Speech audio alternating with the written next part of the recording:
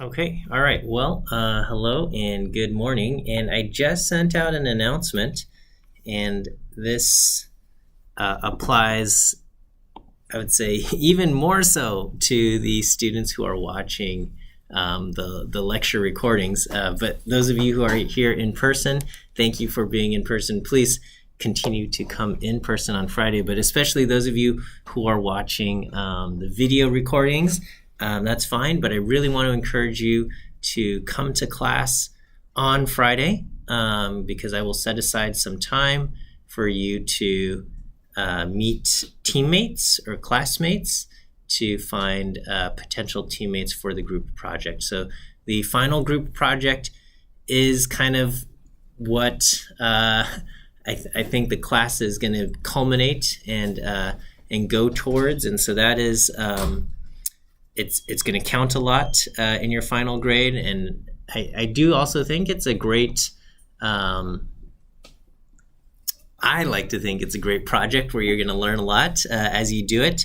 But it is a team project, and I think we've all had experiences where we had great teams and things worked well, and then we've also had experiences where we had teams that were not so great, and that can significantly kind of hinder your, I guess, just the enjoyment of the course and class. So anyway, I want to encourage you to come to hopefully find good teammates.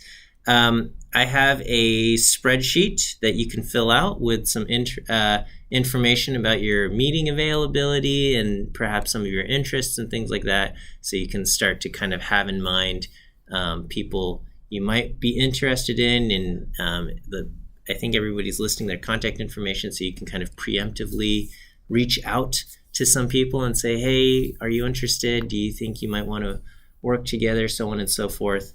We have similar availability, stuff like that. I know it's super awkward contacting anyone out of the blue, but you're gonna have to meet some people and work with them, and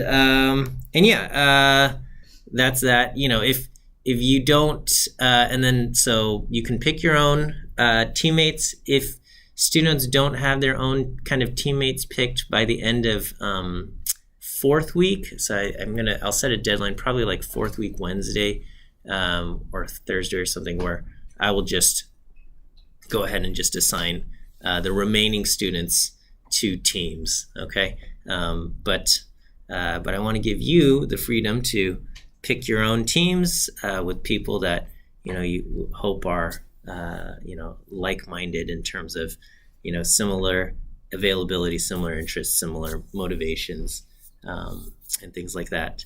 But yeah, if that doesn't happen, I will assign you to a team. I'll find some teammates for you, but otherwise, if you want to pick your own team, come to class on Friday and meet your classmates and potential teammates. Okay, we are continuing on with kind of working with data and data wrangling. And we've seen a lot of kind of this idea of doing group by and summarize, because that's an important part of data exploration. Is you calculate summary values. What is the mean of this thing, or what is the proportion of this group, and is it the same for another group or something like that? And so, the data wrangling tools, the dplyr, that's very helpful. Another thing that we need to talk about is sometimes we have to work with multiple tables. Sometimes all the information that we're interested in is spread across more than one table, and you might have to kind of merge or join these tables together in order to get the information you need. And so today's lecture is going to kind of cover some of the functions and the verbs that we have that we use to work with multiple tables. Okay, so our two table verbs are different kinds of joining verbs. Okay, So what do we have? When working with multiple data sets, you'll often need to combine the different data sets or tables to get insights from these multiple sources. And we have a set of different kinds of verbs, and we'll take a look at mutating joins and filtering joins, okay? Mutating joins will add new columns to a table based on finding matching rows and information from the other table. And filtering joins will keep rows, okay, based on matches that are found or not found in another table, okay? And then set operations will treat observations as kind of like elements of a mathematical set, and you can kind of find intersections and unions and differences and things like that. If you're familiar with SQL or SQL, a lot of these join operations will look very similar. If you're not, that's familiar with SQL, that's totally fine. I'm not expecting anybody to be familiar.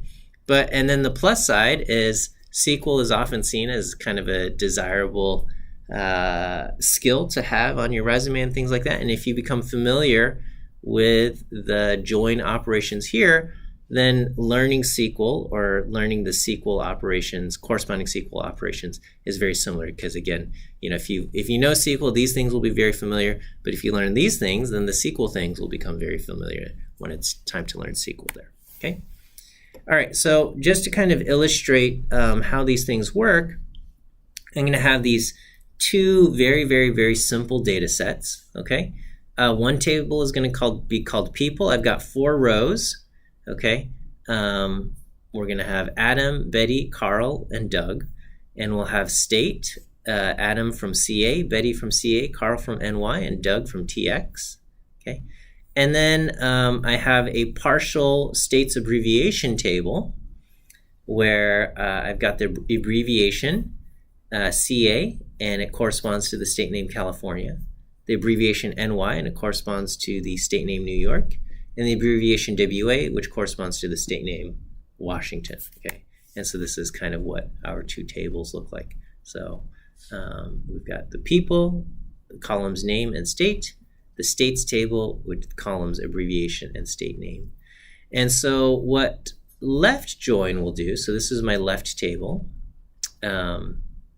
left join takes all of the values in the left table and adds columns from the right table by matching values using a column that exists in both tables, okay?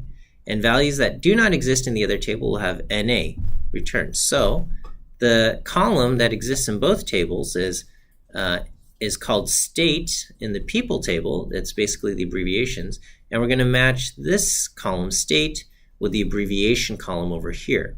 Okay.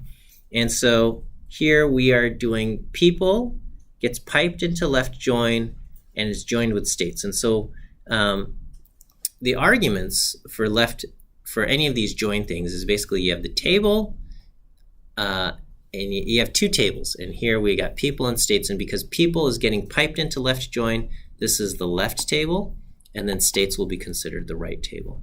And we are matching rows or entries by saying we want to find entries in the state column that match entries in the abbreviation column.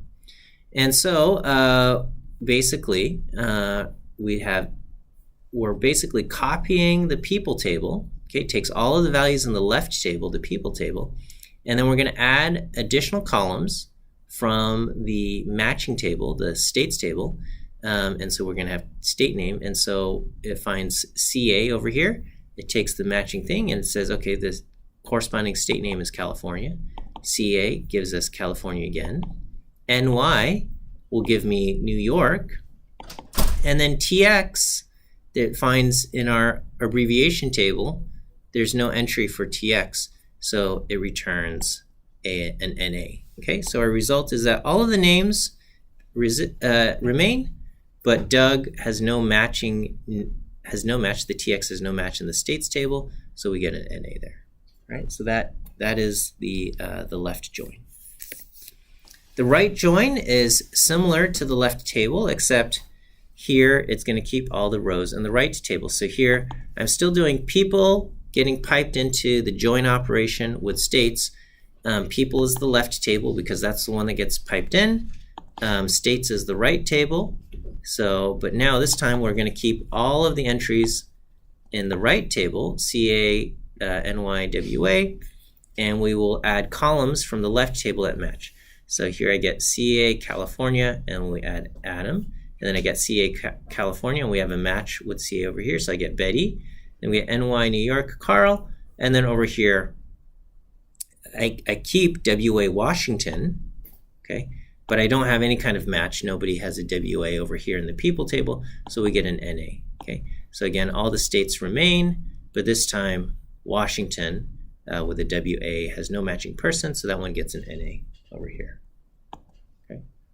Yes, question? In this case, the TX is just dropped from the dataset? Yeah, so in the right join, you keep everything in the right table, and you're only pulling matches from the left table. Only thing that matches from the left table. So Washington doesn't match anything, so we get an NA. Over here, TX doesn't match anything in the right table, so it just gets dropped. Over here, when we looked at the left join, this row, WA Washington, was dropped completely. We only pull in, so when I said left join people to states, we keep everything in the people table. We pull information that matches from the right table, but here, because WA Washington in the right table doesn't match anything, it's not even added or considered. So, dropped isn't even the right word. It's just, it doesn't get added because there's nothing to add it to, okay? So that's left join and right join, basically which table is you're going to keep all the entries from. Inner join will keep only rows that have values that exist in both tables. So you can think of that as kind of like the intersection. So here we look at, as far as the column state and this column abbreviation, what have matches.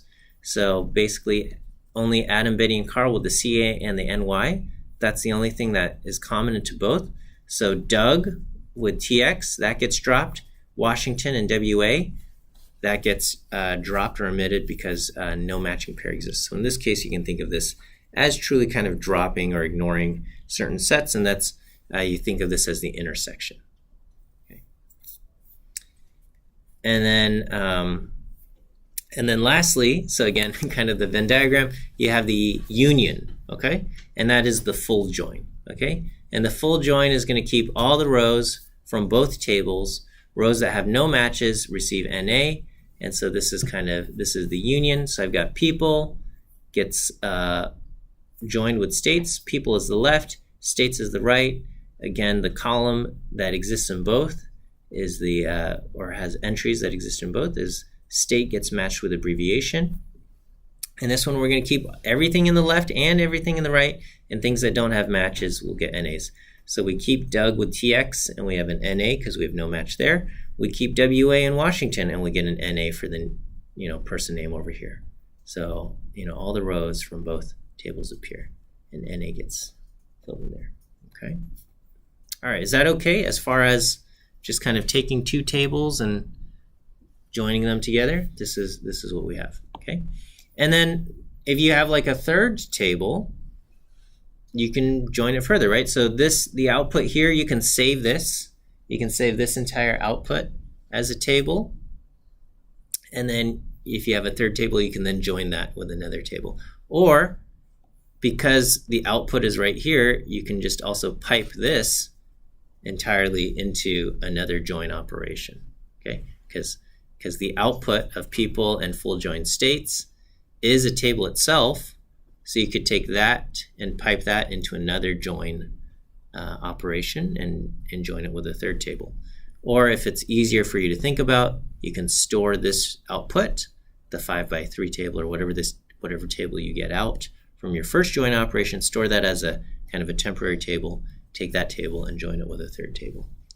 But all join operations are basically two tables at a time. And if you want to keep adding tables, you just have to add them, one at a time. Yes, question? Just to make sure, so after the state equals abbreviation, the state is on the left. Yes, so in the people table, not the states table, right? Correct. So we have two table names. One table is called people. The other table is called states. And when we have by equals, this we give it the name of the column in the left table and how it's going to get matched to the column name in the right table. So here I'm saying I want to take the column called state and I want to match it to the column called abbreviation right here. Okay. Sometimes it will be have the same, like if this was called state over here and this was called state over here, then I could just do by state equals state. Okay, so whatever this column is called, that's what shows up here. Whatever this column is called, that's what shows up over here. What if state is on the right, abbreviation is on the left? Yeah, then you do abbreviation equals state. So it doesn't change anything, or? So this, if it was called name and abbreviation, Yeah. and it was called state and state name, yeah. So then it would be by equals abbreviation equals state. You would put basically the name of the column on the left goes on the left, the name on the column on the right goes on the right. Oh, so I can't switch that. What do you mean you can't switch it? For example, if the data is still like that, but I put state in the right and abbreviation in the left, would that work? Right. I think you'll run into an error, but here, let me verify.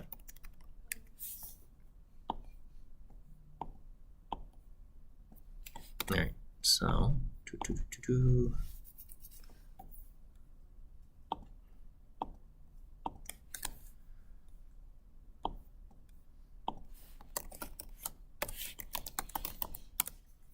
load up the tidyverse.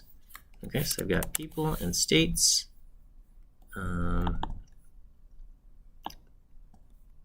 right, so what I want to do is I want to do people, and I'm going to, let's just say left join with states, okay? And right now I have by is equal to C, and we're going to take state equals abbreviation, right?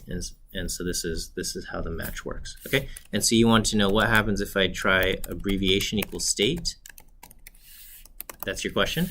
Yeah. So I think, yeah. So this says it's looking for the abbreviation on the left table and it can't find it. Okay. Yeah.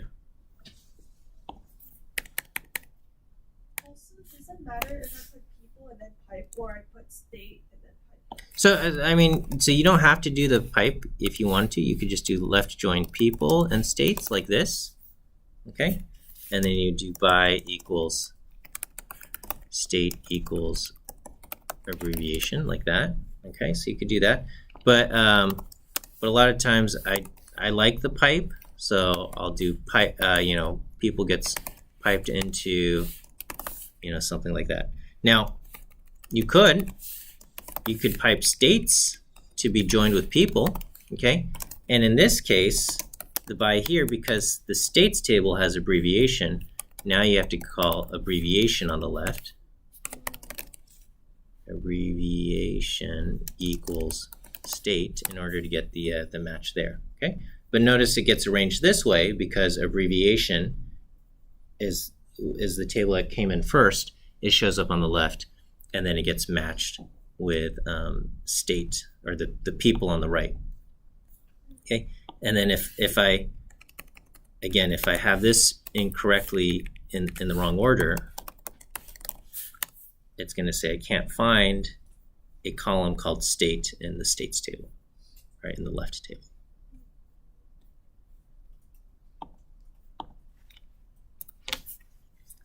All right, so how do we control matching the columns? So depending on the tables, you can have your join operations match columns based on different variables. We had this option. We said by is equal to, and I said state equals abbreviation, and I specified the name in the left table that matches the name in the right table. You have a few options. If you just leave blank, by equals null, or you just don't say anything, dplyr is going to do its best, all right? And if it finds columns that already have the same name, it's going to assume you want to match on those things that have the same name. Okay, now you can leave it blank, but this is not recommended. It's I always recommend that you specify the by argument. You should always specify something for by. Okay, you can also just have by is equal to some name, and that will just use the variables that have this particular name. Okay, and then if you have columns where the columns don't match, like we had here, where we had, in one table it was called state, and in the other table it was called abbreviation, then you have to do by equals, basically X columns gets matched with Y column. Sometimes if the joining key is not unique, then all possible combinations, which we call a Cartesian product of the matches, will be included. This often happens unintentionally, and often indicates perhaps an error in the data. Okay, so imagine I have the same people table: Adam, Betty, Carl, Doug, CA, NYTX. Okay, and then I have a places table, and I've got CA California, NY New York, WA Washington, and then I have CA Canada. Okay, and so now I have two entries for CA, and this is an undesirable thing. Okay, well, I mean, in some cases it might be what you want, but a lot of times this is not what you want. So if I do a left join, okay, I get, this is what I get. It gives me a warning here, but basically, Adam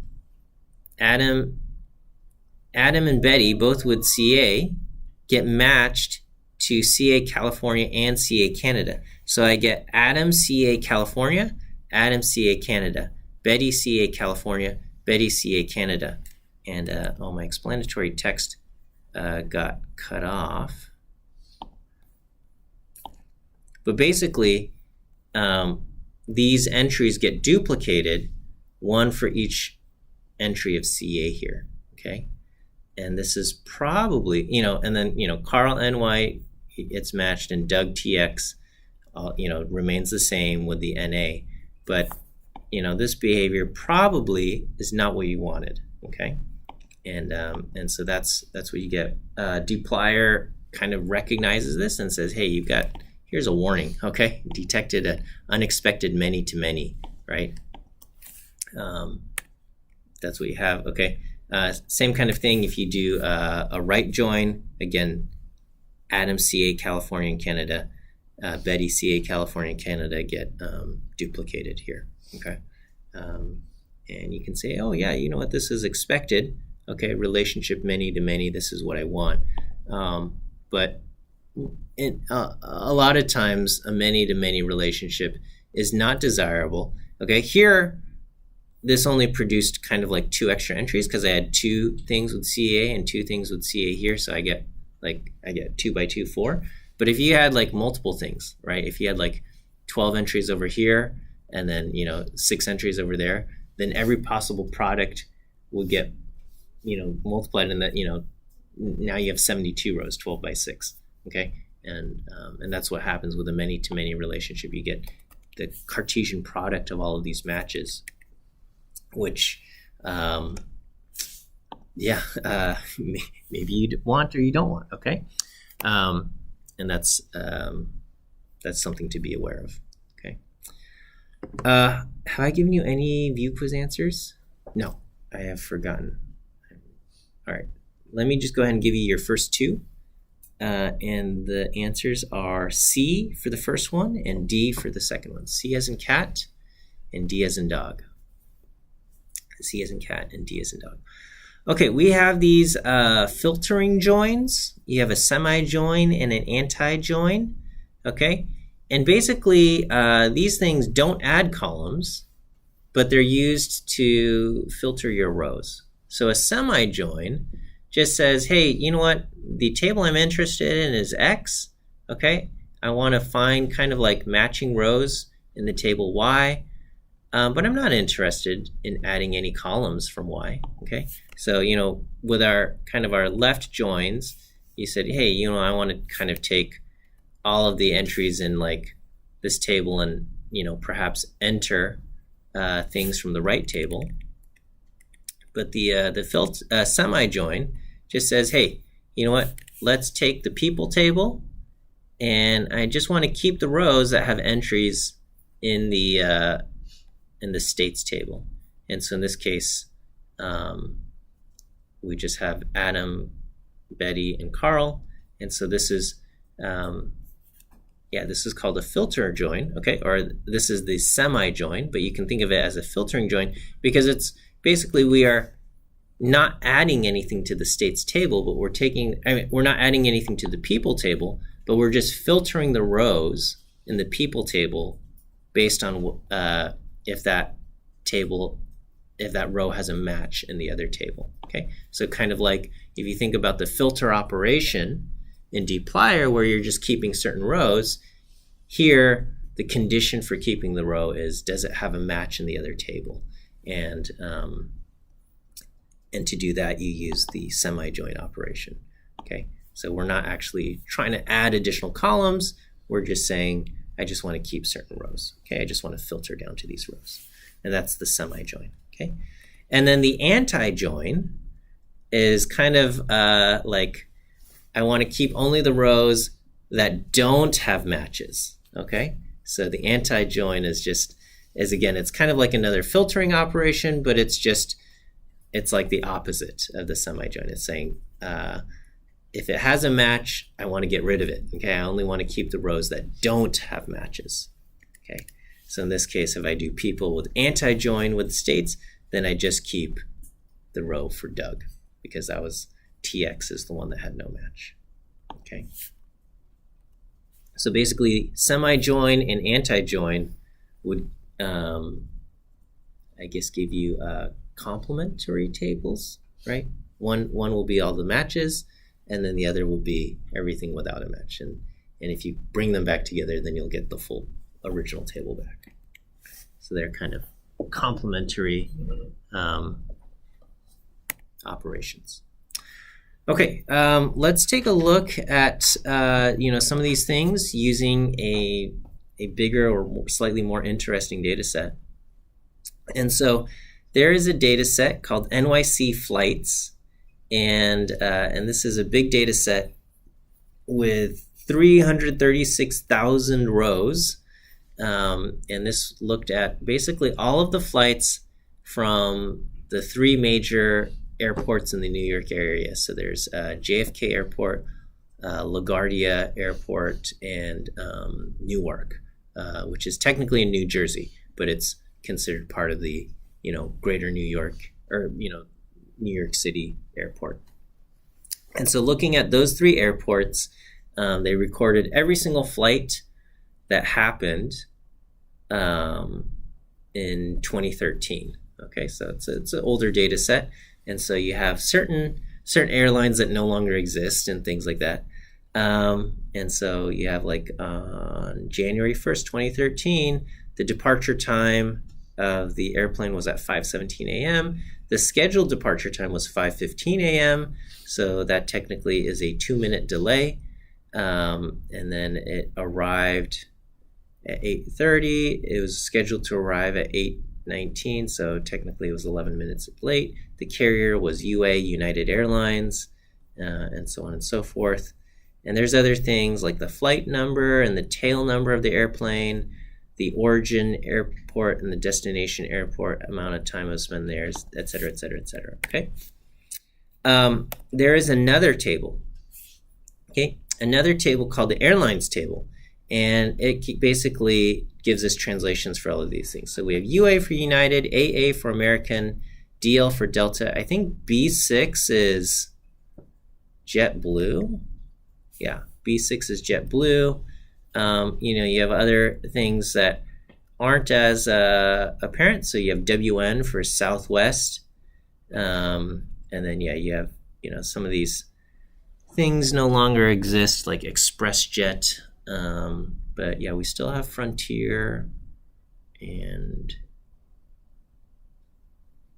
I think, wait, AirTran is now Spirit? I don't know. Okay, well, I don't know. I don't know what happened to these things. But anyway, we have different airlines. But this is kind of like if you wanted to translate this for someone else, right? And they don't know B6, what that stands for. Okay, this is the airlines table. Okay, there's another table, the airports table, and this gives us all of the codes for the different airports. So, LAX is Los Angeles International, and JFK would be, New York's JFK Airport and stuff like that. And apparently there's a bunch of other things, apparently 1,458 airports and stuff. And we have the FAA code and the full name of the airport, along with other information, latitude, longitude, altitude. I think this is time zone. I don't know what DST is. Daylight savings? I don't know. Okay. Yeah. All right. What time zone it is. But anyway, that's what we have. Okay. So let's say we wanted to just add the carrier name. Okay. So let's say I wanted to just say, hey, let's take a look at, the month through the arrival time, and then the carrier and the name of the airplane. So here I'm going to take the flights table. So we're going to take all of the flights table, and then I want to match basically the carrier from the flights table with the carrier here, and then here we have name over here. And so we do that. We say carrier gets matched with carrier. Now, because carrier is the same, the column name for the carrier code is the same in both of these things. I could just do by equals carrier. I don't have to do carrier equals carrier. I could just do by equals carrier, and that would work. And so now, basically the same information as before, but now I have something that's a little bit easier to read by including, United Airlines, American Airlines, Delta. Is airline one word or two word? And is there a space here? Is this just it's one word, right? It's not. I feel like this is a typo. I think it's airline. I don't know. It is airline. It's not two words, right? Okay. But it's just copying basically this mistake over here where there's a space between air and lines over here. It's just getting